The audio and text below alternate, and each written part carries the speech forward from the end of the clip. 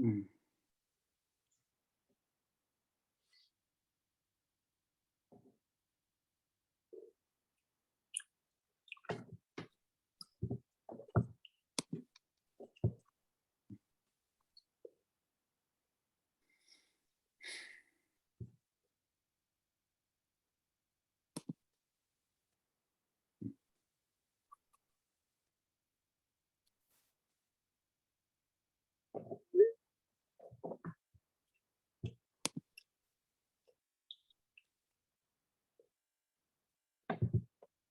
Okay, it is 7:30.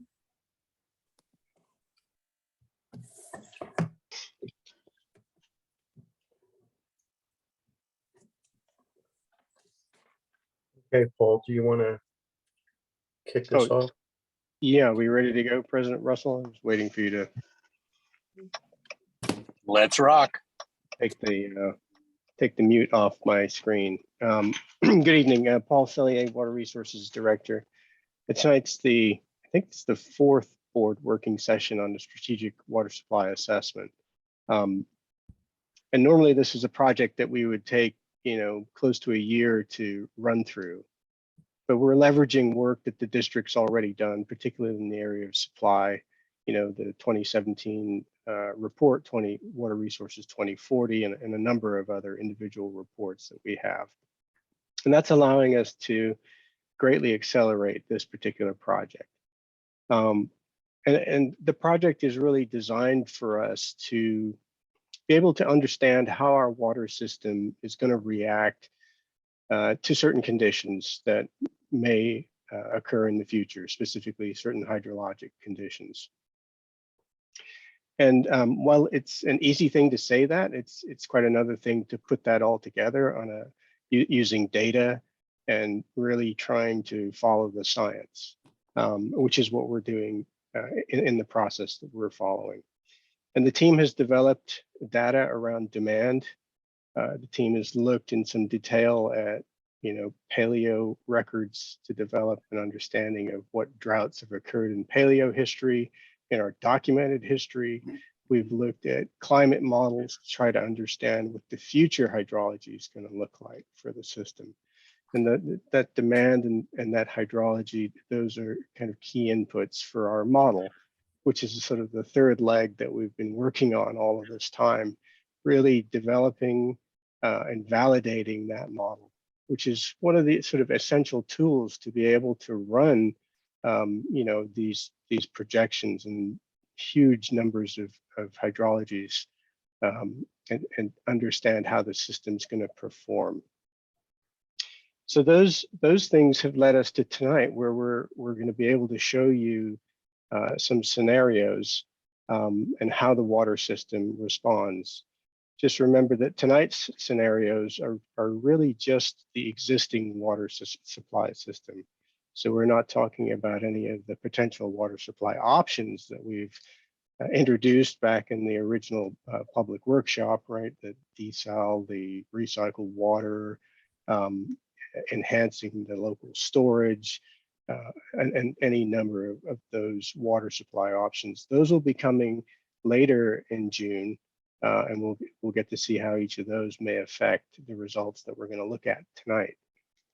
So tonight it's just the existing water system, and I heard folks talking earlier about the pace with which the project is moving, and the frequency, sort of an unusual frequency, the number of meetings that we're having really does mean that the presentation and the materials that you're seeing that would normally have weeks of vetting and staff discussion to benefit from, you're seeing them hot off the presses. So I would expect that, yes, there will be some optimization of the results that you see tonight, but by and large, we're confident that these show you the trends and the observations that we're seeing and feeling about the water system. So tonight, we have Armin Munivar and Marcelo Reginato with Jacobs, who will be leading us through the presentation, and I'll take us through the first couple of slides. So Armin, are you running the slides tonight? Yeah, is everything good on your side, Paul? Yep, it looks great. Okay. So so this is, as I mentioned, the board workshop number 4. So it's tonight's agenda. It's just a quick project update, and for folks maybe tuning in for the first time, we're just going to give them a quick overview of the project and what we're trying to accomplish, and we'll jump right into kind of remind us what the scenarios are about. Those 5 scenarios, 1 through 5, and then we'll be jumping right into the scenario results. And those results will take the form of sort of traces or charts that we can see total reservoir storage and the effects of drought conditions, before ending with some Q&A. So our project overview then, as I mentioned, strategic water supply assessment, the key project scope elements. We're still up to now have really been focused on this first side, where we're really understanding what the risks to the system are and establishing the goals. And I talked earlier about the model, which we validated, and tonight we're really going to get into the scenarios. But as I mentioned, it's just the scenarios with the existing water supply system. And once we understand tonight, and the next meeting we'll fold in the water supply alternatives and see how those may affect the scenarios that we're looking at tonight. And then we'll need to, want to conduct an evaluation of those water supply alternatives to see which ones meet our goals and values, and importantly, meet the water supply demands and deficits that we're seeing. And that'll lead us ultimately to the roadmap.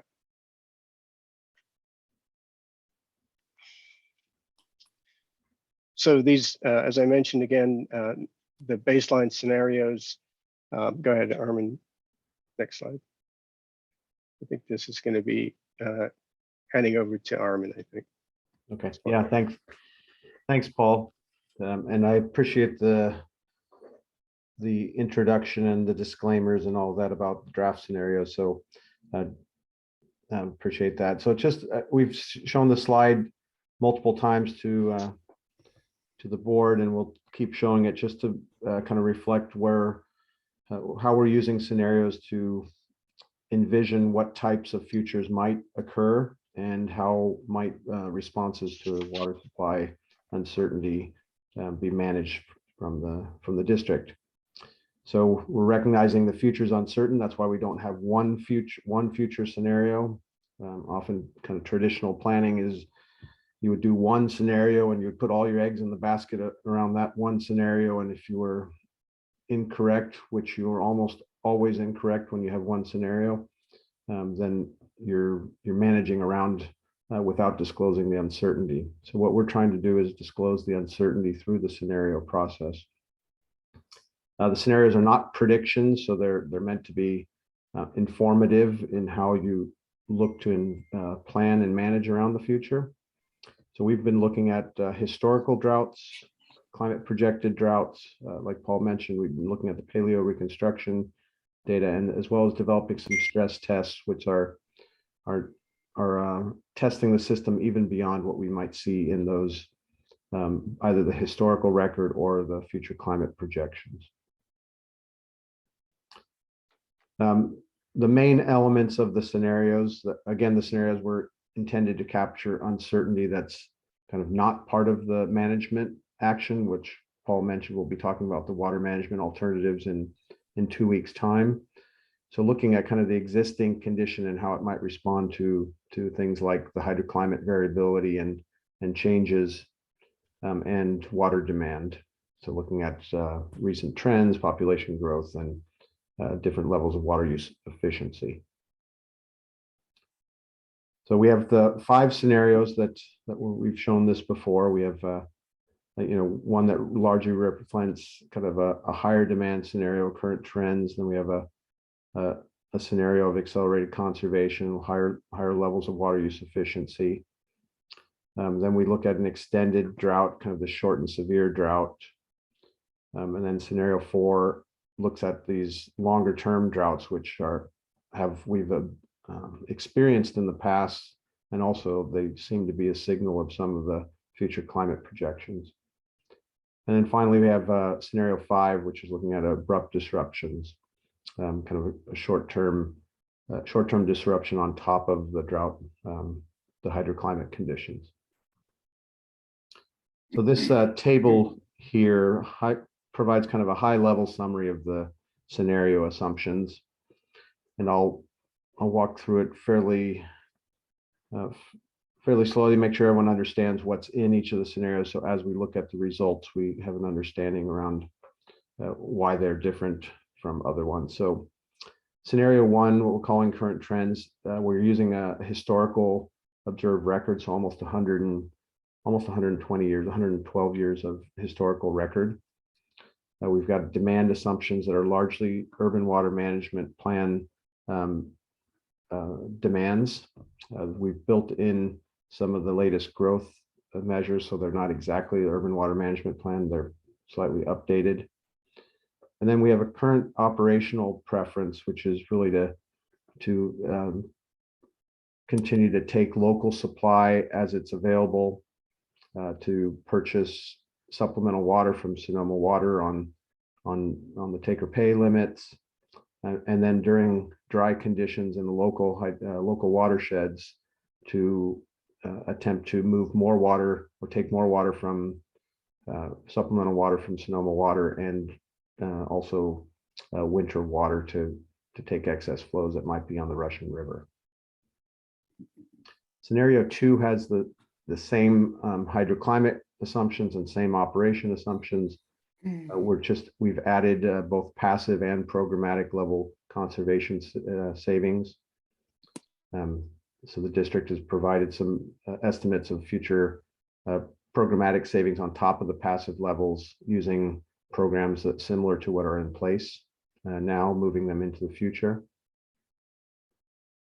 Scenario three we used the word synthetic last time, hypothetical, whatever the right term is. We are creating essentially a 4-year drought that's not yet been experienced. So we are taking water years 1920 or 2020, 2021, and then coupling that with the following years of 1976 and 77. So this is really a 4-year extreme drought that's not yet been experienced. Scenario four looks now at the long range drought measures. So we're looking at 6 to 7 year droughts. In some cases, they're even longer. We're using two bases of information here. One is looking at the historical record. We have 1987 and 92, which provides a historic period of long extended drought. The second piece of information we're using is the global climate model projections. So those have been downscaled, and the hydrology has been generated for various projections. We looked at 20 individual projections and selected 2 which represent kind of the more challenging droughts amongst those 20. And then finally, the last scenario 5, we're looking at drought, but then also a potential for operational disruptions. What we've characterized here is essentially a drought followed by a wildfire, followed by a runoff event, which generates a lot of carbon off of the watersheds and reduces the treatability of that water for some period of time. So the assumption here is that high levels of dissolved organic carbon or suspended carbon would not allow Bontempi to operate for 6 months, while San Geronimo would be operating at 50% of its historical capacity for 6 months.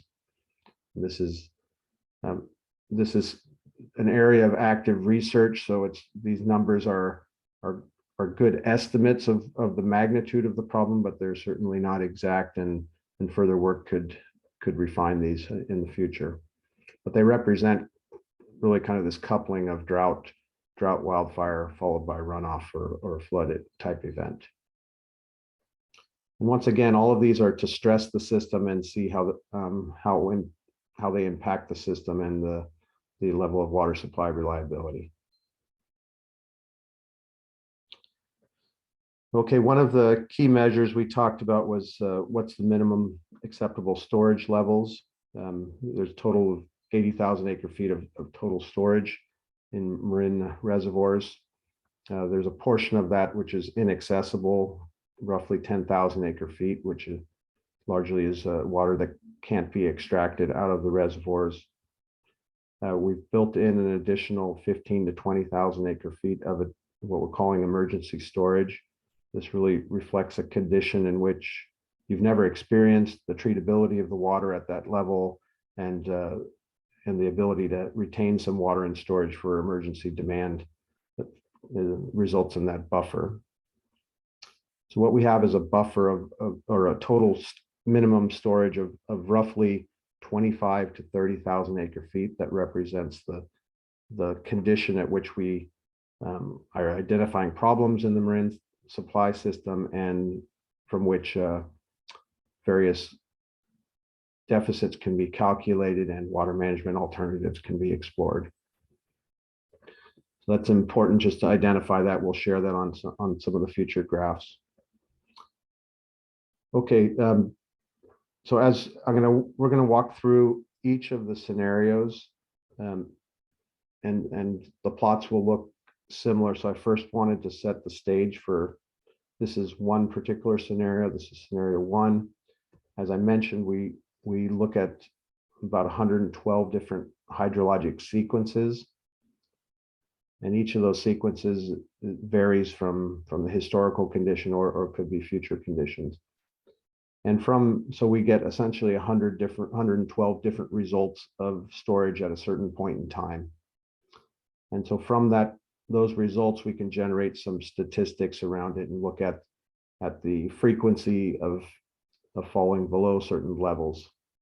So this particular graph is looking at, this graph is looking at total marine reservoir storage. So the 80,000 acre feet would be the highest on the y-axis.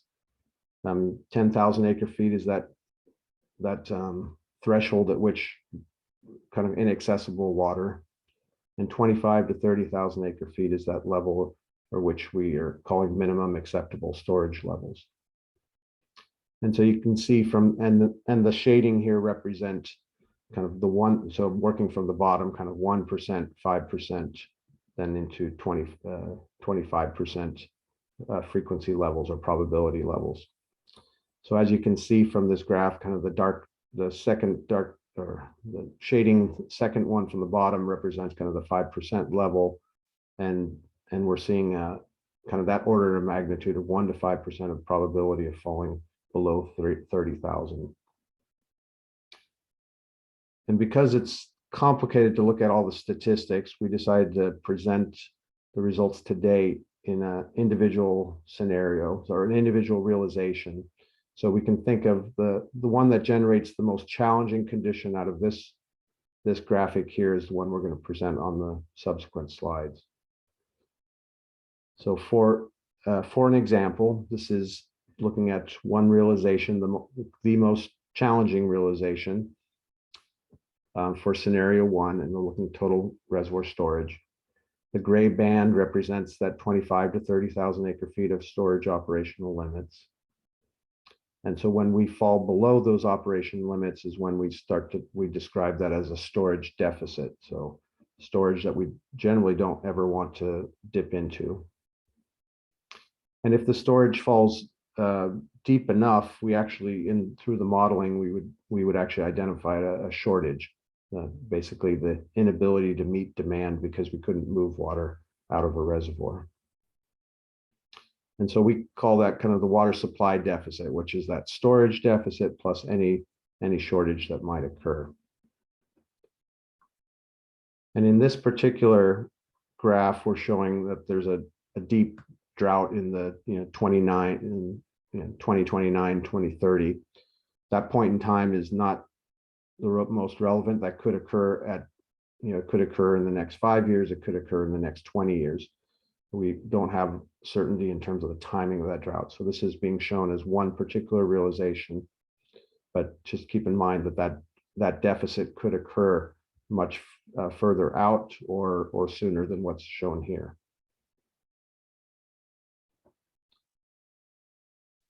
And Armin, if I could just jump in. So in terms of the storage deficit, that's anything below this operational limits.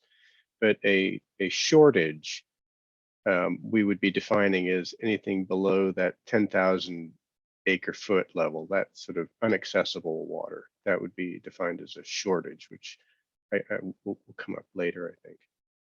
Correct, yes. Yeah, thanks, Paul.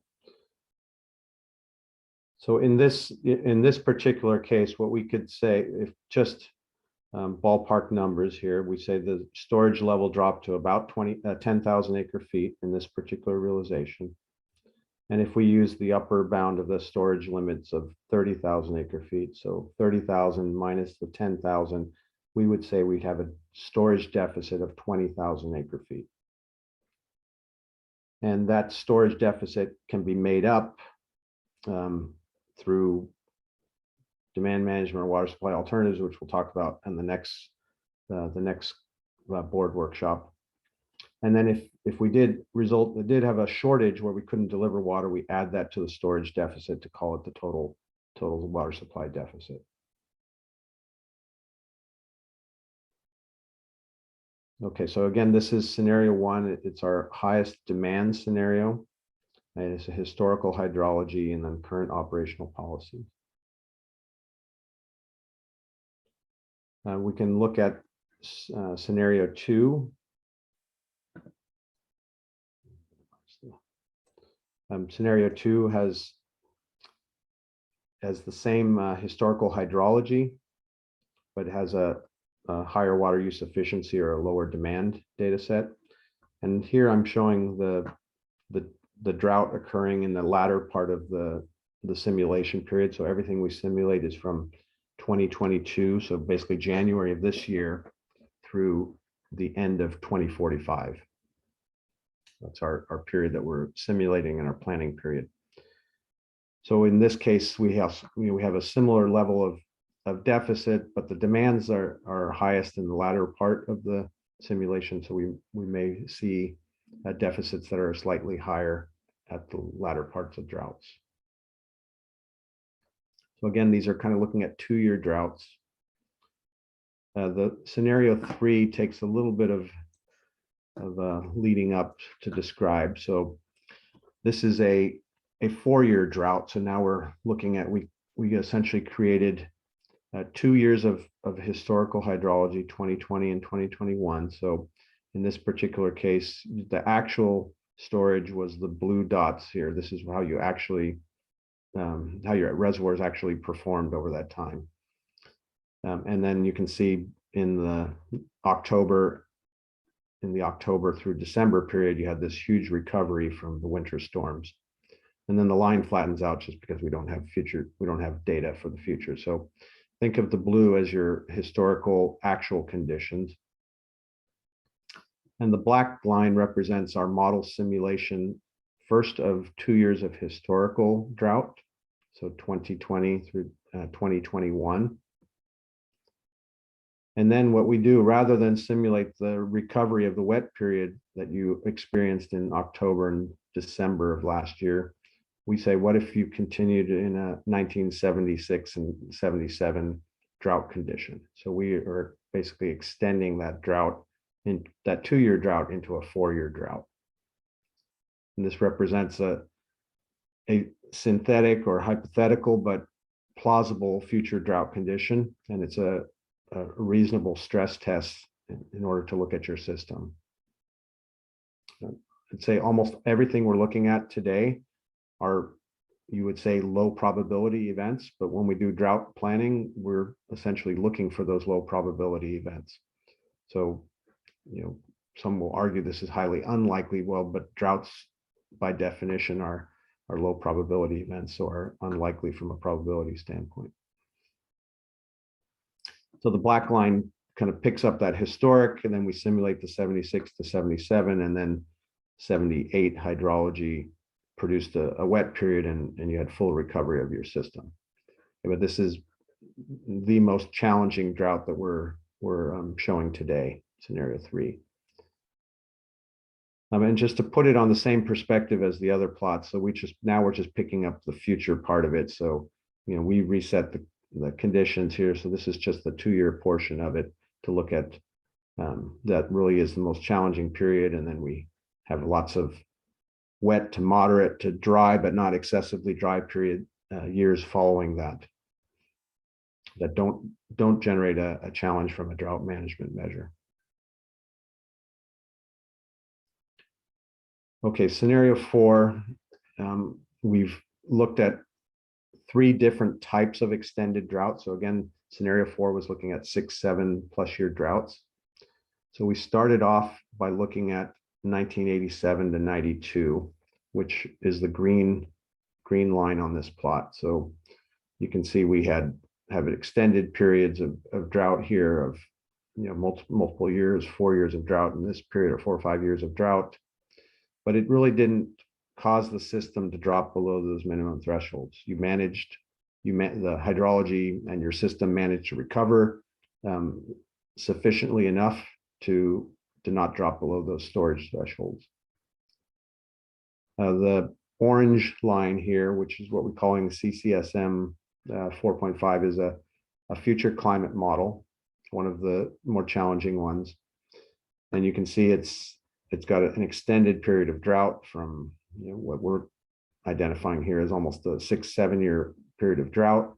It does include some periods in which storage is falling below the thresholds, on the order of a couple of years, in which we have a lot of substantial recovery after that.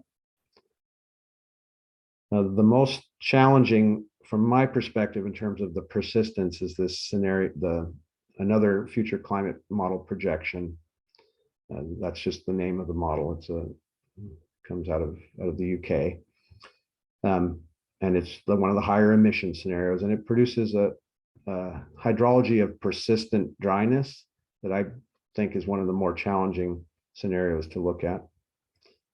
And on the next slide, I just show that particular magenta line, so I take out the rest of the noise. So if we can look at this particular condition here, you would say, well, it doesn't produce droughts as severe in individual years, or even 2 years as either the 4-year drought or the 76, 77 drought aspects, but produces this period of persistent kind of dryness and challenging operations for a number of years. Now, the climate models are not superb in their prediction of droughts, but there is an indication that these are plausible events. So if you were to look at all the climate models, these again would be amongst the extreme of the climate models, but they are plausible and reflect a condition in which you may be operating in a drier regime than what you've experienced in the past.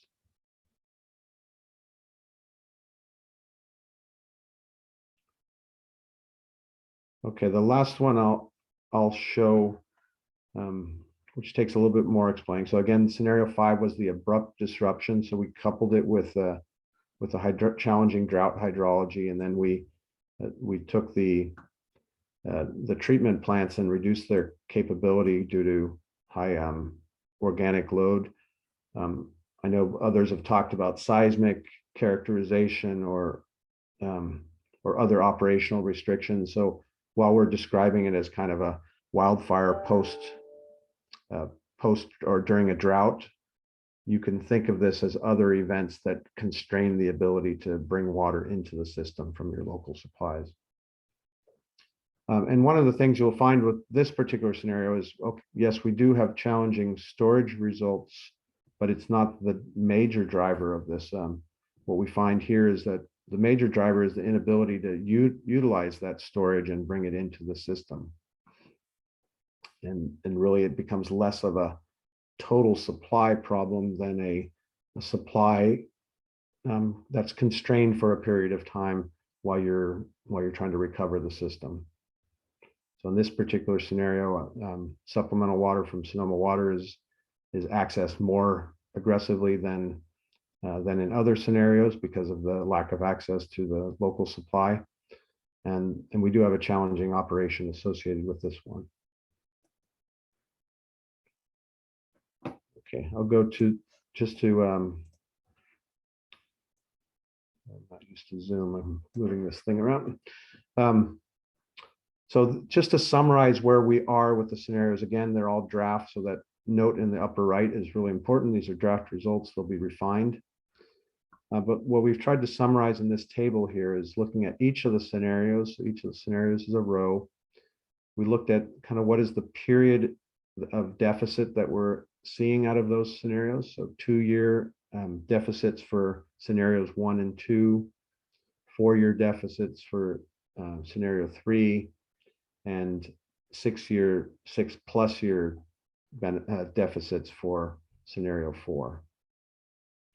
And for each of those, we quantified the range of the storage deficit and the amount of shortage that occurred during that period. So as an example, for scenario 1, we had a deficit that was up to 21,000 acre feet over those 2 years. And we also had a shortage that was around 2,300 acre feet. And so if we add those two together and call that the water supply deficit, and then divide it by the number of years, that starts to get us to what an annual deficit might look like. So if you said we had to cover those deficits all within the current drought period, there would be somewhere between 9 and almost 12,000 acre feet per year needed in order to recover that. If you said, well, we're not going to just respond in a drought year, well, we certainly would do it prior to a drought year over 3 or 4 years. So for 3 years, that represents roughly kind of between 6,000 and almost 8,000 acre feet per year. Then we've done the same for the other scenarios. So maybe I'll point out some of the more challenging ones. So what you can see in between scenario 1 and 2 is really the level of demand reduction is reducing the total annual deficit. So we don't have as much of a shortage. We have a smaller amount of storage deficit, which results in a smaller amount of annual deficit. Scenario 3 is really this substantially challenging 4-year drought. This should say 4 years, not 2. So up to 27,000 acre feet of a storage deficit, and we had large amounts of shortage. When we add those together and then we divide it by 4 years, even though the deficit was really quite large, because it was expanded over 4 years, we're looking at somewhere between 5,000 and 6,000 acre feet per year of annual deficit. These long droughts really they kind of come in and out of drought. So we looked at kind of the most severe within those realizations. So we have somewhere resulting in around 3,000 to 4,000 acre feet per year of need if we want to retain storage above those levels and not have shortage. And then finally, the scenario 5, with the abrupt disruptions, probably the biggest impact. What we find is kind of large amount of shortage during those periods in which water couldn't be brought in at the same level as historical. And so we're really kind of constrained on the ability to bring the water in. And we have deficits up to over 2 years of 8,000 to 10,000, or over 3 years of about 5,000 to 7,000 acre feet.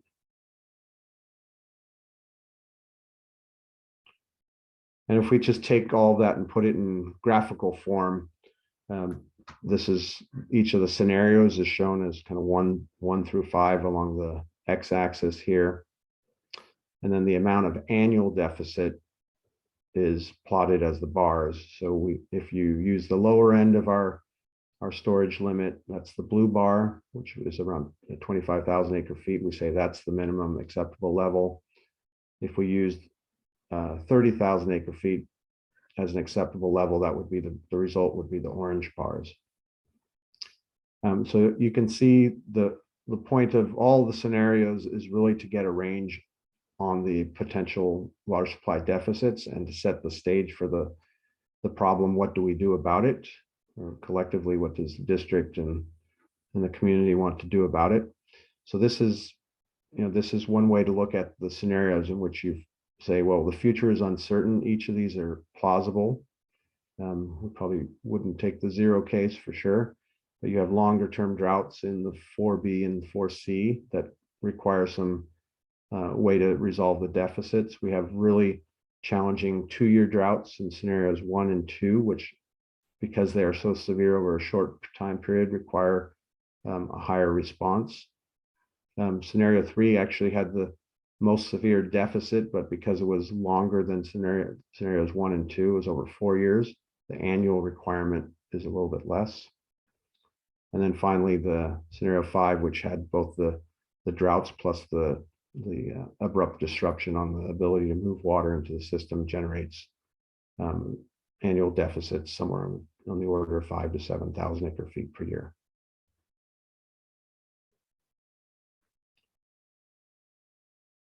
Okay, so I'm going to wrap up, and I'm happy to go back and go through any of the plots as there are questions, but kind of some of the key findings that we're observing is first, kind of scenario 1 produces this highest short-term deficit. So it has the highest demand scenario, which in turn generates a deficit that's a little bit higher.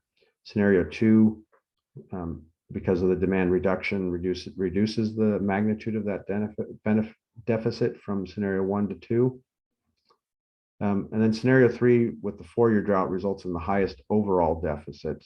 So that you could say that could be the most challenging of the droughts that we're experiencing or projecting. And then finally, scenario 4 with these really extended droughts creates some, this challenge of persistence. And if those are droughts that are actually going to be observed in the future, then we have a potential persistence problem where we're in and out of dry conditions quite frequently. And then scenario 5, I indicated that it creates this diversification challenge because it's not really a water supply solely based problem.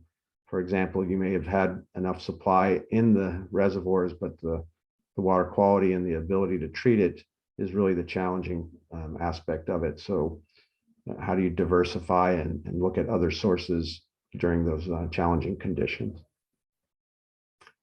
And then finally, I'll just wrap up with that, these are all draft scenarios, like Paul mentioned, they're kind of hot off the press. We think the range that was shown on the previous slide is pretty much in the range that we'll see in the final results, but we would fully expect that some of those numbers will be moving around over the next couple of weeks. So we're doing some refinement to the scenarios and some refinement to the modeling, but wanted to set the stage. Really, the point of this working session was to set the stage for the next working session, which is okay. This one is about looking at what does the future potentially hold if we didn't move with a management action. But obviously you're not going to do nothing. So now we're going to look at, okay, what types of water management actions can address these types of challenges that we're seeing from the scenarios.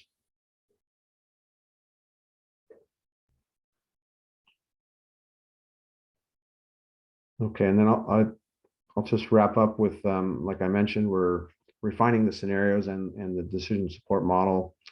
Our team, we've got another half of our team who's doing further development on the water supply alternatives. So we're looking at desal and reuse and supplemental water and local storage enhancement. So we're looking at alignments, costs, and feasibility of that. That's where we'll be coming back in a couple of weeks. And then we'll be looking at the detailed evaluation criteria associated with those alternatives. So the schedule, let's see, we've now kind of gone through a review of demand management, the drought scenarios, and reliability. We're now talking a little bit detailed on the scenarios. The next session is proposed on the 28th to look at the alternatives, and this would be a longer session in which we're trying to look at all of the range of alternatives in one session. And if we're not successful, I imagine we would have to roll that into a separate session. Then later in the July-August timeframe, we'd be looking at evaluation of those alternatives. So we have a number of criteria we're going to apply to those alternatives.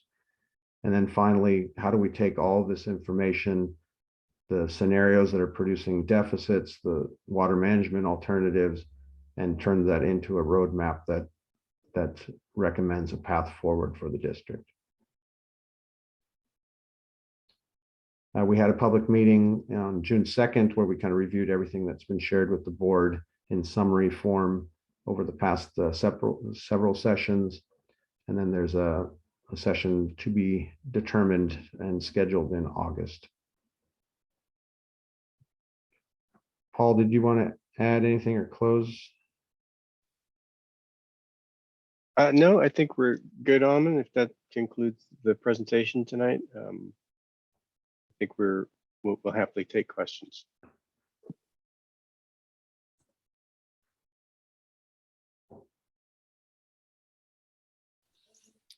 Paul, I've got a comment and a question. We ready? Yeah. Yeah. So there was an interesting article in the Chronicle today about the effect of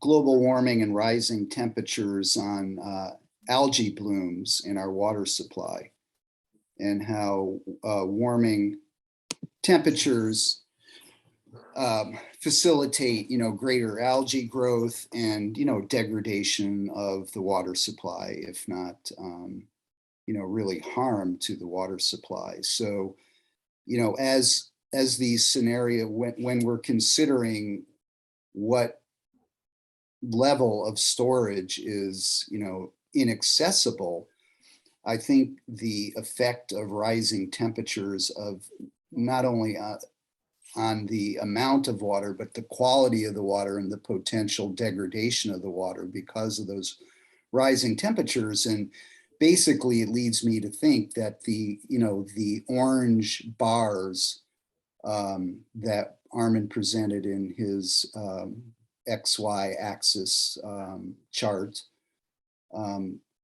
I would go with those higher storage thresholds as being our triggers. And this leads me to a theme I've raised a couple times as far as reevaluating our triggers for when we declare water shortage. I think we would have been better served had we announced a water shortage a little earlier, when the supply, if we would have been better off with a higher storage threshold in evaluating when to declare a water emergency so that the community can get on board. I mean, eventually, Marin did very well once we got the message out, but we could have done better had we had more time. And I guess my point is that with climate change, all the different impacts it's going to have on our water supply, that I think we really do need to use those higher thresholds as we go forward. So sorry it took me so long to get there, but that's kind of my bottom line on those points. Yeah, thanks for those comments. I'll make another comment if nobody else is going to. I think it's very, very optimistic to think we're going to get through the supply scenarios, supply augmentation scenarios in one session. I know North Marin had at least two, and it's a much less complex and it's a smaller district. So I really think we need to be planning on at least 2 or 3 public meetings about those supply augmentation scenarios as we go forward.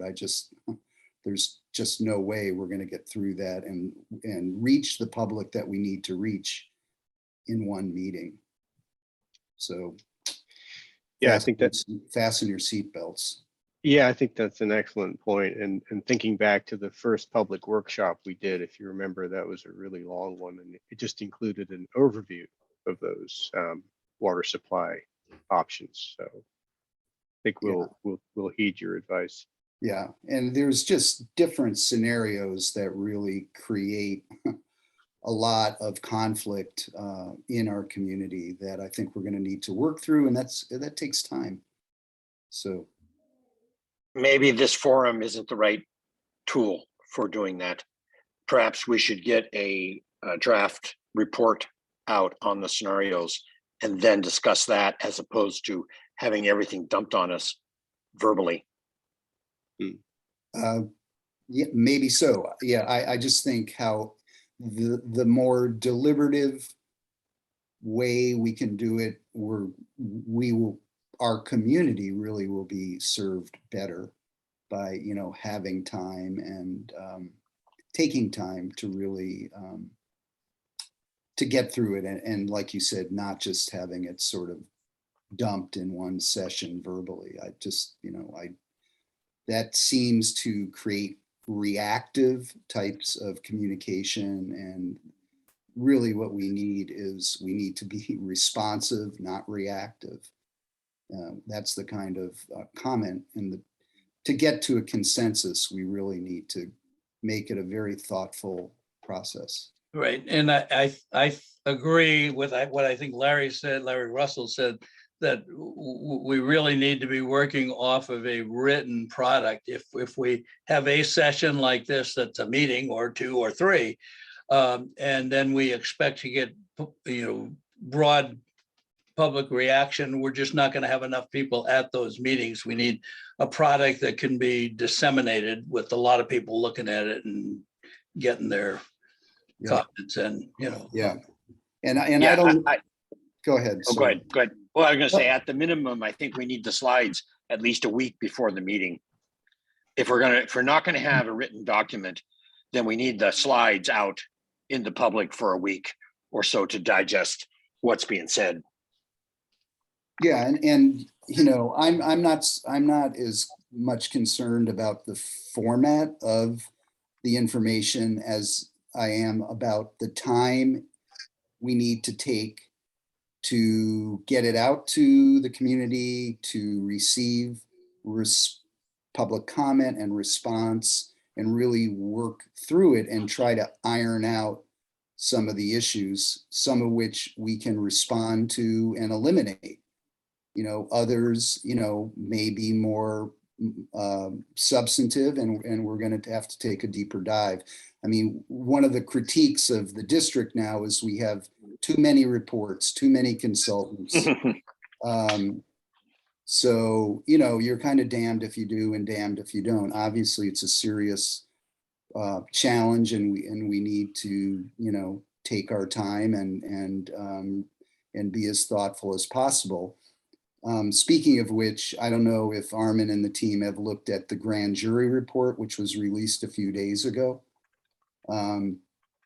It's an interesting report. And, you know, some of the numbers seem to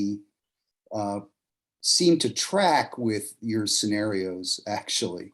So it would be, I would be very grateful if you guys could take a look at that grand jury report when you get a chance.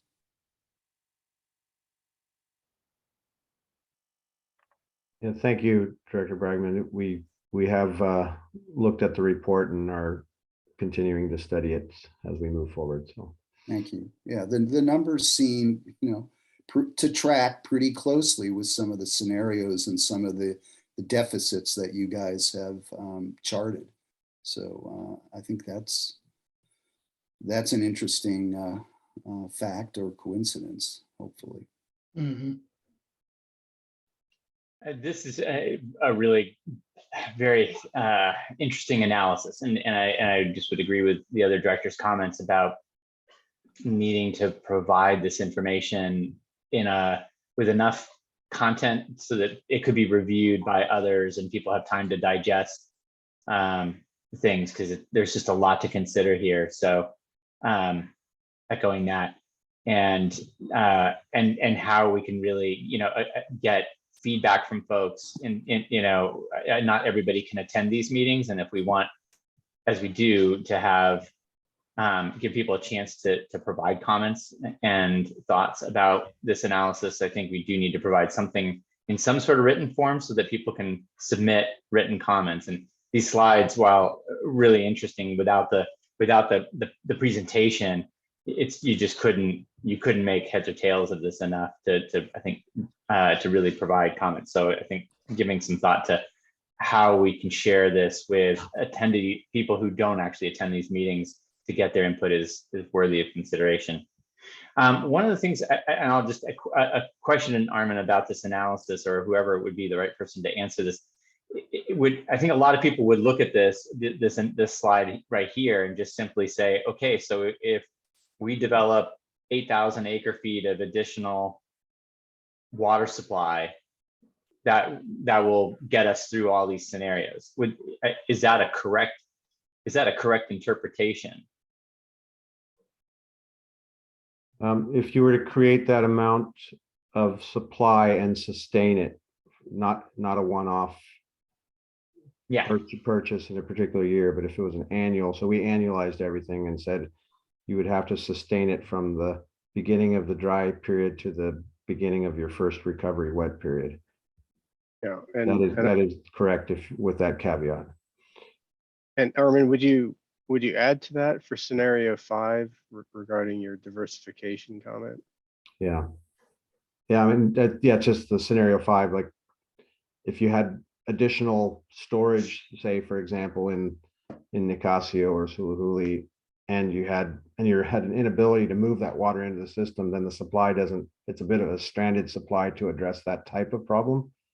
So it's not, we're not just filling up a bucket with water and all water is equivalent. So some of these scenarios are a little bit more challenging, and the diversification is really important for scenario 5. Yeah, well, and don't forget the cost. I mean, you can't do these in the abstract. No. I know. I think there's many things behind it. I'm just trying to help clarify if these are giving us an order of magnitude of the volume of water. It has to be drought resilient water. It's got to be, there's many other aspects about the nature of that water that would need to go into consideration. One question I have is I know we've looked at the minimum storage thresholds of 25 and 30,000 acre feet. And I'm wondering if part of our solution set, and I'm curious to the extent that this actually isn't, or is it, would be if we're concerned about that storage, that what the water quality below the 25 or 30,000 acre feet makes that questionable in terms of use, is increasing our ability to treat water something that we ought to be looking at, because it would help us to access that water that we are concerned about being available, because we're concerned of its quality, of our ability to treat it given our current system. But I know that that's beginning to play with our assumptions about storage. So I'd like to understand if that is something that would be worthy of looking at, or whether the modeling doesn't actually work with the modeling scenarios. Paul, did you want to take that one? Yeah. So we could consider, there are limits within the existing treatment plants, just the conventional water treatment systems that we operate to treat algae laden water. Mostly that relates to taste and odor compounds. So there'd be a pretty high threshold before we would be unable to treat water in that operational storage threshold, below between 30 and 10,000 acre feet. Director Bragman is right. The indications are that climate change is going to have an impact on algae production and the quality of the water. So it doesn't necessarily mean we wouldn't be able to treat it, but maybe you could think of it as our level of service might be reduced for our customers. In the current treatment profile, you might have more taste and odor episodes, for example. Treatment also, Paul, right, comes into play potentially on alternative 5, because there were overlaying treatability issues on top of a drought.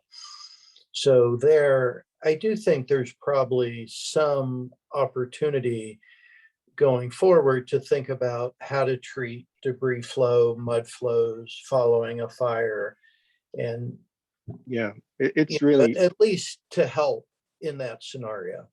yes, I think that's fair within certain limits. Yes. That's helpful. I mean, when we think about what we're doing with desal, we're treating seawater to drinkable quality. So it is a form of treatment in and of itself. So I mean, the cost of treating this minimum storage water that has algae issues and other things, taste and odor, but maybe that's significantly less on a per acre foot cost than desal. But I know it's not this. I don't want to propose that that's the solution. I know that there's lots of complications with that, but I'm just wondering whether increasing our ability to treat that minimum storage water might be something we want to consider, because it allows us to access that water again as an emergency supply. So Well, Paul, basically, can North you- Marin has already done that, Ben. I mean, if you look at Stafford Lake, and I would suggest, Monty, you go take a look at the treatment system at Stafford Lake, because that is exactly the scenario they're dealing with routinely.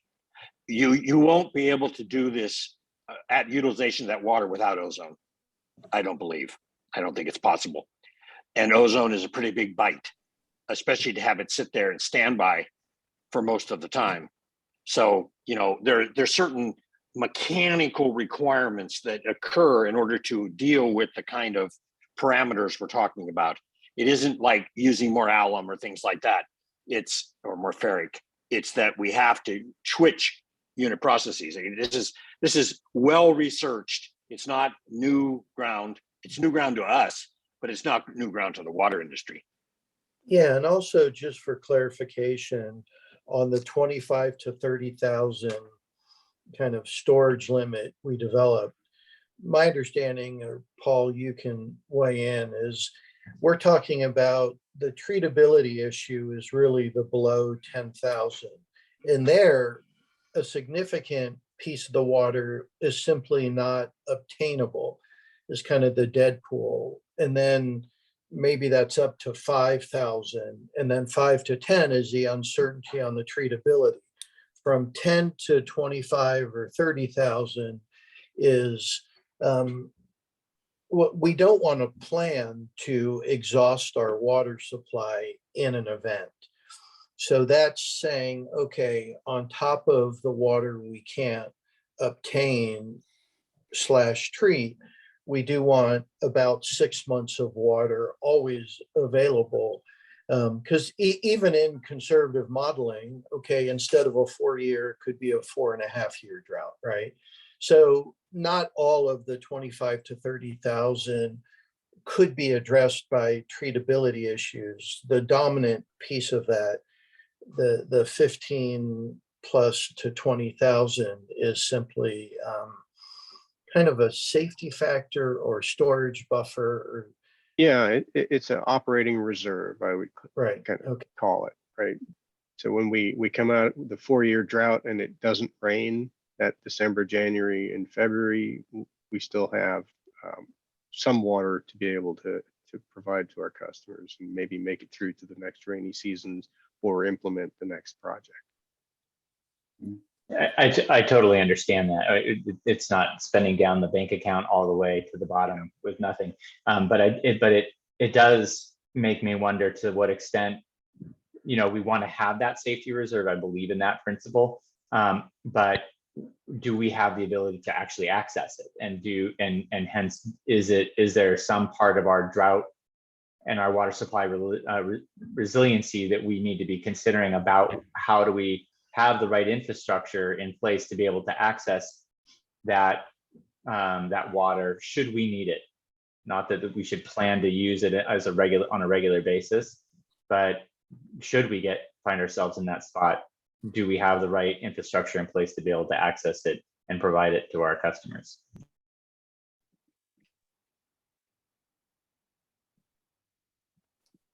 Could I ask a question to Director Russell? What specific operational processes is North Marin using to address Stafford Lake's issues? Oh, well, you know, between the dog shit and the street runoff that they collect in Stafford Lake, they get a substantial algal bloom, and they use ozone. So they have conventional water treatment plant followed by ozone, basically. And so it's a good model for difficult to treat water. And what's the cost of an ozone unit? Probably equal to the rest of the treatment plant, double the cost, both operating and capital. It's substantial because you need reaction vessels, you need substantial electrical input to it. It's a great treatment process. All of the bottled water companies use ozone to give the water what I think, in lack of a better term, is sparkle. It just brightens the water up. It removes color that you normally wouldn't remove in conventional water treatment. So, but I would strongly suggest, if you haven't gone through Stafford Lake, call them up and ask to go through, because it would give you an idea of the different. And Stafford Lake is a puddle. I mean, it's like Phoenix. It's a tiny thing, and it requires a multi-million-dollar treatment plant, like tens of million, to treat that water. Okay, thank you. I have a question for Armin. I understand, Armin, that you guys are doing a I'll call it comparable exam for Sonoma water. I'm not sure it is comparable, so I guess that's the first question. Is it comparable for their system? And as you're doing it, are you taking any notice to potential combined efforts along the way that could solve any of the specific problems or challenges we're running up against? Yeah, it's a very good question, Director Gibson. I would say it's not comparable because the focus on that one is a broad regional resiliency. So it's looking, at the entire system from the Eel to the Bay and multiple contractors. But in the essence, they're trying to achieve resiliency as well. So I guess you could say it's comparable in the objectives. But this one for Marin here was really focused on your facilities, your assets, as opposed to the regional system. Mm-hmm. But the second point you make, I think, is a very good one. The more we can expand the view of water management and where the connection points are between Sonoma Water and other entities and your system, North Marin as well. Mm-hmm. I think the opportunities might achieve resiliency on both sides, both for the district and for other entities. So I don't want to get ahead of the process, but I think when we get into the next piece, I think there will be some water management alternatives that we can think of as being beneficial for multiple parties, and maybe that's where some of the solution set lies. Good. Thank you.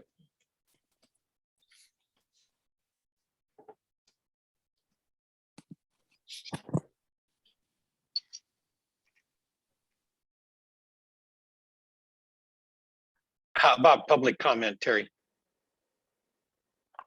Yes, we have several. Let me just stop this. We have 4 so far.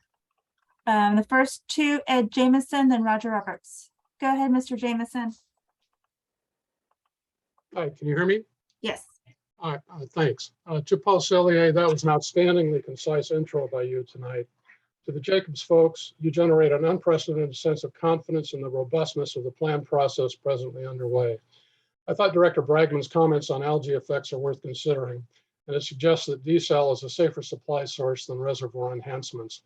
And in drought, Sonoma water cannot be depended upon. But the modeling graphs appear to me to suggest that we're unlikely to have severe problems, contradicting the last 2 years' terror that we've experienced.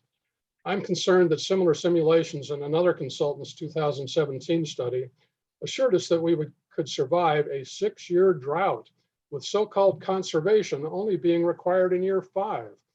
That reassuring model turned out to be incredibly wrong. As we saw in the last 2 years, drought brought us to possibly running out of water this summer, but for the 131-year record rainfall of last October. I'm thinking maybe the problem is that scenario number 3, short and severe, is clearly not severe enough. We had only a 2-year drought in the last 2 years, and we were at risk of having no water this summer. These two fact sets are not consistent, suggesting that the so-called severe scenario number 3 is nowhere near severe enough to reflect our most recent experience. It appears to me that there are problems in the model's assumptions. Thank you for your attention. And recall, Ed, recall that the drought, while you're correct, it's a 2-year drought, but it's also the driest period in 1,200 years. So it's not a normal drought that we had to contend with in the last 2 years. And basically the system survived it. So, you know, I'm not saying that we're in good shape, but we're not saying we're in bad shape either. And Director Russell, if I could just add to that, you know, Armin mentioned a persistent drought from one of the climate models that we looked at. And what he meant by that was that, you know, that drought didn't sort of take us down below deficit or shortage levels, but imagine the public messaging for 10 years in a row as we, you know, fill up a little bit and then come back down to the 40,000 acre foot level and then fill up a little bit the next year. So that, as Mr. Jameson characterizes it as terror, you know, the model shows that we don't run out of water. It's not necessarily where we want to operate either. And it's the reason we're doing this study. It's exactly what we're addressing is we fully recognize it, Ed, and we're working with it. This is, as I've said before, this is a measure twice, cut once. That's the whole point of what we're doing here is looking comprehensively at the alternatives. We hear you. And, you know, we can't say we won't have another 2 years like this one, but it's in 1,200 years, it was the driest. And look at the rest of the state. I mean, look at what the whole state's going through right now. From the snowpack, the largest freshwater reservoir in the world is the Sierra Nevada snowpack. And it's down to 35% of normal. So, I mean, we got some, it's a state, we got some real bumpy road coming. Next speaker, Mr. Roger Roberts, then Larry Minikes, please. Yeah, Go ahead, good Mr. evening. Roberts. You can hear me, I presume. Yes. Loud and clear. This was a very interesting and challenging report tonight and very well presented. Thank you very much. But I have to confess that I'm still not real certain. All of these scenarios produce deficits. And it's not clear to me what the probabilities or risk levels are for each of the scenarios. Maybe I'm missing something, but I simply don't understand whether scenario 1 is a 10% risk and scenario 5 is a 40% risk. I really don't have a feel for that. And maybe I'm missing something, but it would be useful if that could be clarified for people like myself. Ultimately, we're going to have to know what the costs of the path forward in these scenarios, both demand and supply, are going to produce. And in doing that, we need to consider, as part of the decision process, how and when MMWD will fold in its own long-term capital replacement program so that we get an idea of what all the costs are going forward and what this means for water rates, because that's where the rubber hits the road. And so I would hope that as you proceed with this project, you will also at some point in time down the road fold in your capital replacement costs on a combined basis so that we can understand in the public what this means for water rates and how those will be implemented. Thank you. Absolutely, Roger. That's the bottom line of everything we're doing here, is it comes with a cost model that we have to look at the future, what the long-term life cycle cost is. Mr. Larry Minikis, please. Good evening. Appreciate the presentation tonight. Rather than address what was in the presentation, back to the broader discussion earlier on really timing and whether it's time to really reevaluate how the timing of these workshops are going, and perhaps that this one felt maybe it needed another week or two to really get it solid, and that to the community's benefit and to the benefit of the board and to staff, does it make sense to go and look and say, hey, maybe we need to spread it out a little differently. Maybe we need to give a little more time so that we get the best quality product we can get. Not to diminish what was tonight at all, but the discussion did come up, and it's exactly what I was thinking even before the discussion was coming up, was to discuss this very point about the timing going forward. So we all want to really see a really great product out of this. And if it's time to reevaluate, maybe it's time to just reevaluate. Maybe the timing is right. And I'll leave it at that. Thank you and good evening. Thank you. And last speaker, James Krajewski. Go ahead, Mr. Krajewski. Oh, after him is Rick Adler. Go ahead, Mr. Krajewski. Okay, hi, thank you. Thanks for the presentation. I do agree we definitely need written materials and background on these reports that need to be distributed. That would be very helpful. What I found difficult to follow, or what I don't know in this modeling, is, for example, what level of water use is envisioned in this over the next several years? What is the vision of Marin water use over these years? And because that would make a big difference in the modeling of reports, is how much water we're going to use. Are we going to have any grass at all? That would make a huge difference. And so what I'd like to see in all of this is more specifics on what is envisioned in the water use in terms of population growth, in terms of per capita use, or in terms of something, so that we have some idea of what these models are projecting for the future with water use and how they're being built out. That would be very helpful. Thank you. Thank you. And Mr. Rick Adler. Yes, I thank you very much. I have 3 points I'm trying to sort out in my head. One is you don't mention a lack of energy supply to make all these scenarios work. PG&E cannot be relied upon to supply energy. So I think you have to plan to develop your own solar power sources of energy to operate all these different scenarios. And as a public agency, it should be part of the paradigm that all public agencies from now on will produce their own green supply of energy, as just as much as important as the water. Another point is, I think we're going to need lots of meetings for the water supply alternatives, and along with that is the other issue that wasn't addressed is outreach to the public. Most of the public doesn't pay attention to these meetings or the water supply. All they know is they've always had good, clean water, just turning on the tap. That's all they know about it. And so you're going to need, and all these alternatives, all these scenarios, you're going to need the public cooperation to deal with them all.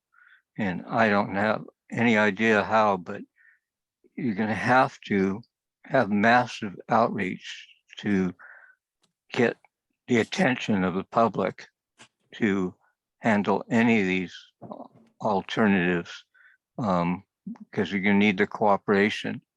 For instance, if there's a earthquake, massive earthquake that disrupts things, you definitely need the cooperation and attention of the public.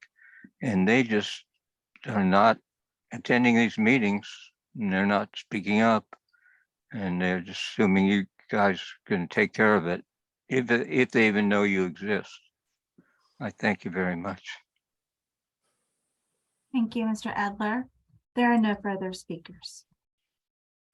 Okay, any further comments from the board? I have a question. With the Castania project, we effectively can get, right now, current conditions, maybe another 5,000 acre feet of winter water. Maybe if we eliminate the pinch points in our system, we can get another 2,500 acre feet of water from Sonoma. Costly, but when you amortize the cost of a heavy capital project, maybe not so costly. So with that actual augmentation project, in existence, does that change our supply scenarios at all? Well, I believe that, or Armin, that Castania in its current upgrade is incorporated into the model runs. Is that right? That's correct, yeah. So the additional water is already been baked into the numbers? Our There's, current, there is that marginal delta of maximum versus what we can currently get. But the bulk of the Castania additional winter water is baked into the modeling runs. Okay. Is the elimination of the pinch points in our distribution system No. baked in? that's not, Okay. no. So what's the delta for the elimination of the pinch points in our system? Do we have that number, or do we have an estimate for that number? The estimate is probably somewhere in the region of 1,300 to 1,500 acre feet.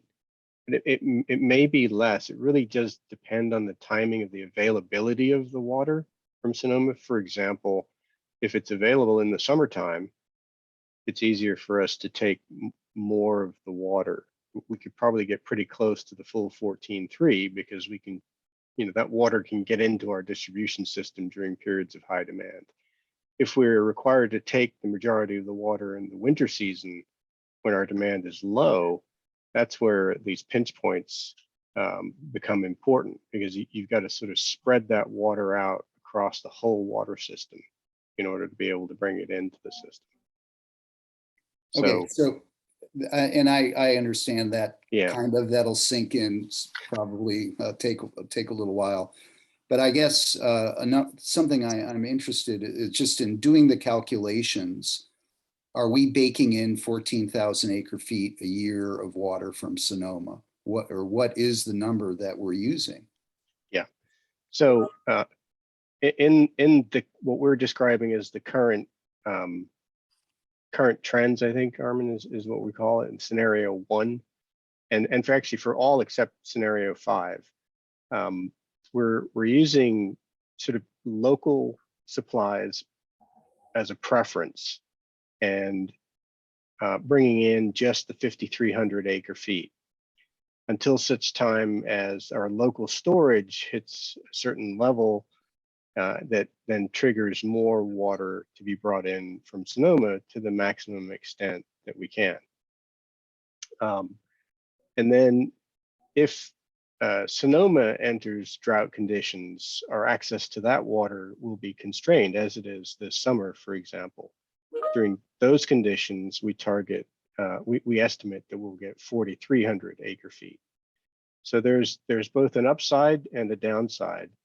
And one of the reasons we chose this sort of operational model for scenario 1 is that when we factor in the sort of very recent change we've made to try to front load, if you recall, during this last 2-year drought, front loading of water, this may be a model that we wish to pursue moving forward under normal operations.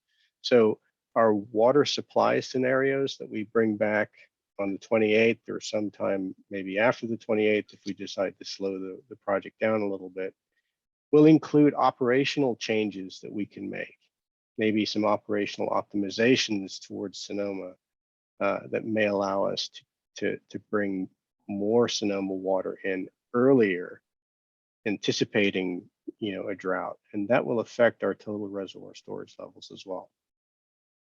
So I know that's a lot to kind of think about, but it's sort of reacting earlier to the drought, similar to your earlier comments about triggers, except we would be, using the trigger to think about how we use Sonoma water. Right, which I think is a valid approach and a necessary approach. Yeah. It's just, as far as presenting this to the public, I think there needs to be a distinction made between reservoir storage and supply. Oh yeah. Because supply includes external supply and those operational variables that you just explained. So there's a lot of moving parts. Yeah. Yeah. Along with sustainable yield.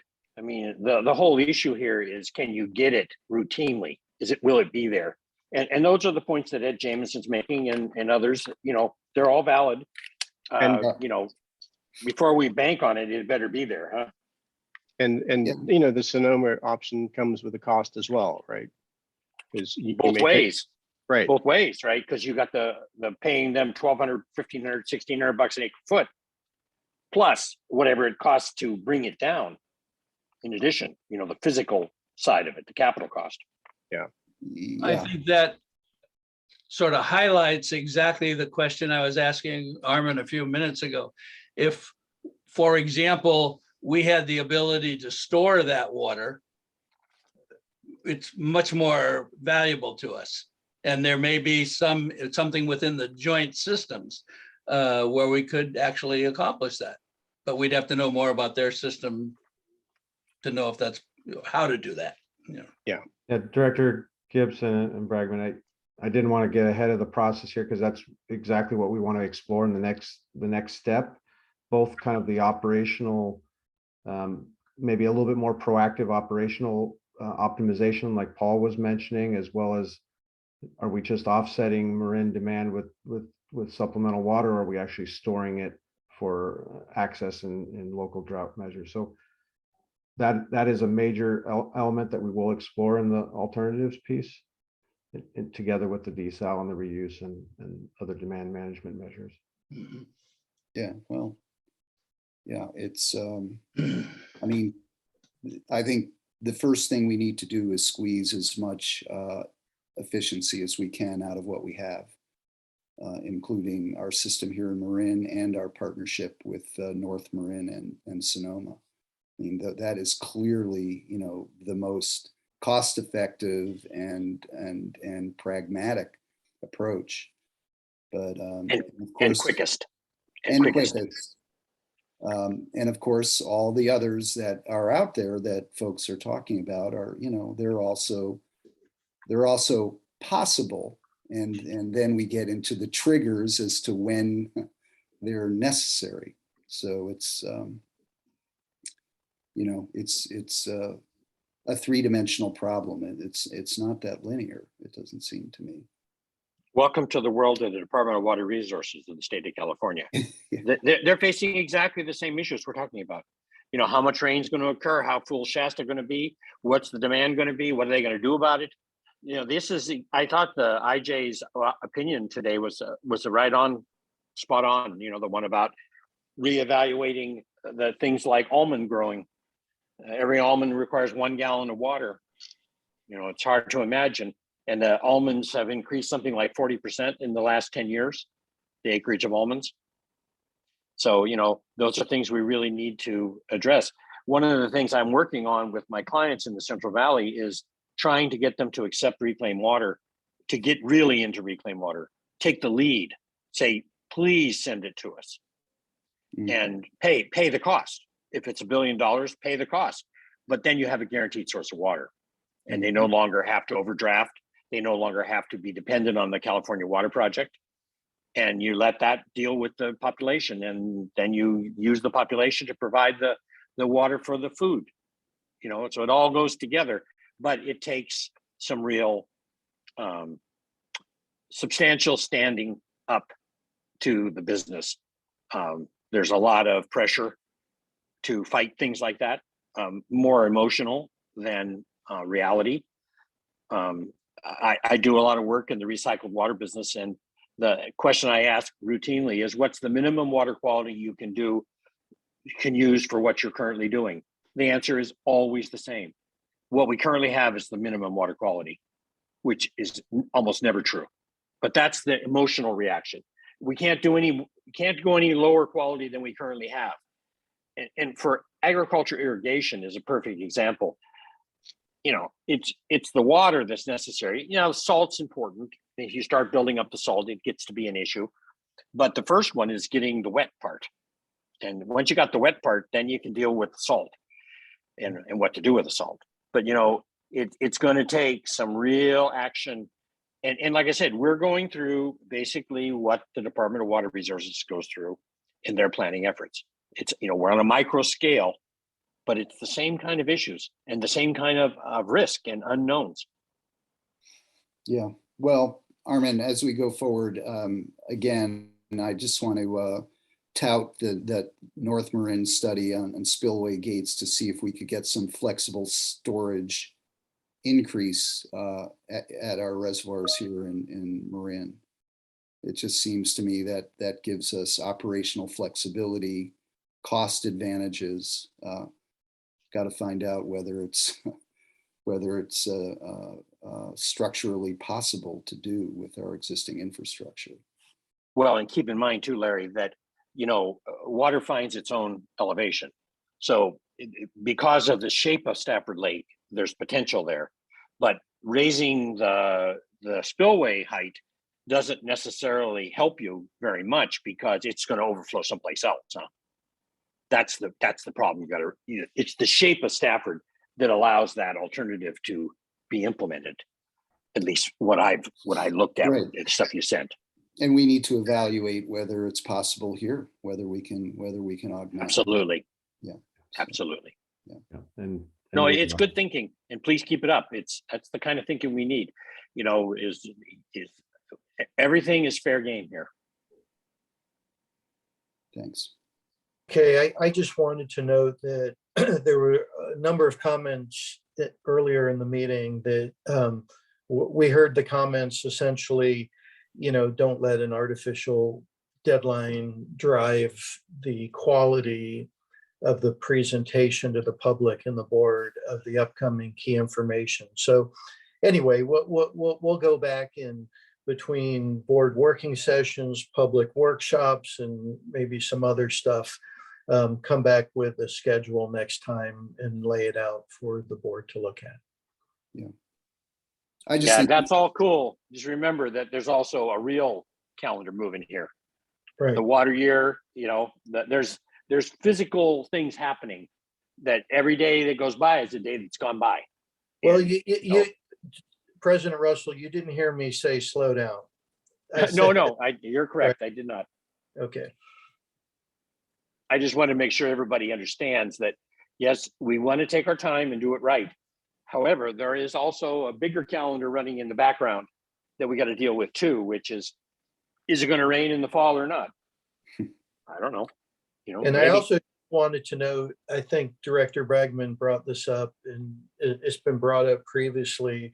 We are planning, as we get a little deeper into this, we'll take an opportunity and revisit our triggers with everything we've learned and the different supply targets we're talking about now, and discuss with the board at a kind of dedicated discussion, alternative approaches for updating our triggers. And Ben, I think that Paul's comments were absolutely superb when he talked about applying the triggers to Russian River, because, you know, we've sort of been in a tummy rubbing status on that. You know, we kind of do what we do when we do it. It would be nice to have a more mechanical means of saying, so we don't get into the arguments we had a year ago. And, you know, that we should be pumping now, you know, that kind of thing. And with the understanding that, you know, it's millions and millions of dollars of extra cost to avail ourselves of that storage, and that's located someplace else, and sustainable yield. So, you know, the really, really interesting part of this, the hydrogeology or hydrology is interesting, but the really involved part is going to be the life cycle cost and the comparison of the alternatives, and how do you assess what cost should be applied where. How do we know what Sonoma is going to do with their water cost? Right. You know, we know a little bit, and it's not good the way it's going, but we don't know a lot. We don't know what their plans are. You know, or do they see this as just a never-ending Visa card? Maybe. So there's, you know, some stuff that, and we'll be looking heavily to Jacobs to address these issues, because, you know, if anybody has the key to the Sonoma County Visa card, it's them. So, you know, that will be a good mix of experience on their part. Yeah. Okay, any other board comments? I just wanted to thank Armin for juggling his personal schedule to make this work. Appreciate it. And he's going to go back now to, I think, his graduation celebration for one of his. But thank you for doing I that. thought it was a Oh, good. I'm sorry. I thought it was we a took you out of good that. presentation. I did. Yeah, I did. So it took me twice to kind of get it, but I actually thought it was very good. Helpful. And thanks for everyone for adjusting their schedule. yeah. You know, this was pre-scheduled at 5 p.m. and you know, we don't normally do that, changing the time of meetings once they've been scheduled. But thanks everybody for adapting their schedule to our needs. Yeah, thank you. Okay. Appreciate it. Okay. Good luck with your graduation. Yeah. Bye. Thank you all. Thanks, folks. Okay. Okay, thank you cool. all. Yep. Thanks, everybody. See y'all. Thank you. All right.